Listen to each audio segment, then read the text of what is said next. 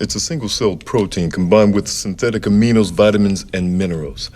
Everything the body needs. It doesn't have everything the body needs. In this video, I am going to be talking about 4 factors that people consider when choosing foods. The first 3 are what the average person uses. Then the 4th one is what I use, and I'm going to encourage you to start using it when you're choosing foods. Let's go. The first factor that people look at when they're choosing food is the price. People usually buy foods that they can afford. And this is the reason why in most countries in Africa, even in the world, protein is not very common in our diets. Most of our diet consists of carbohydrates, fats, and very little protein. Why? Because protein is expensive.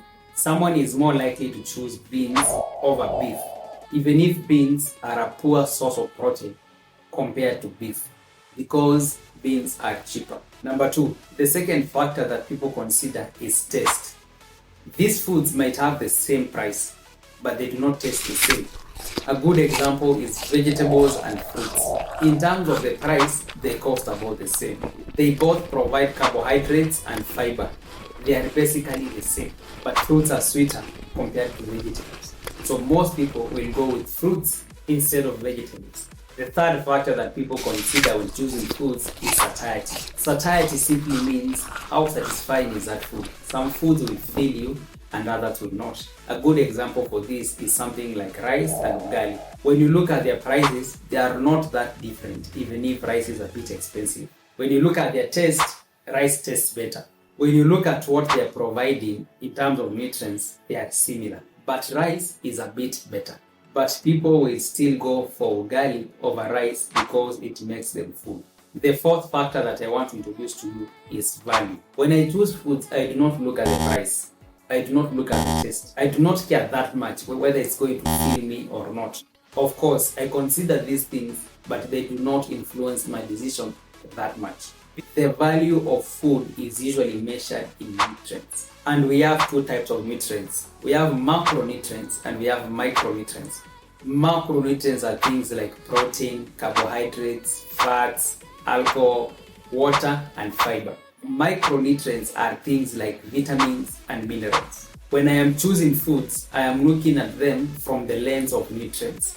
What does this food provide me in terms of nutrients? If my goal is protein, then I might choose beef over beans because beef has more and higher quality protein.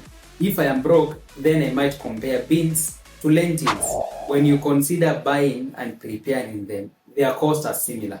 But as a source of protein, lentils are better.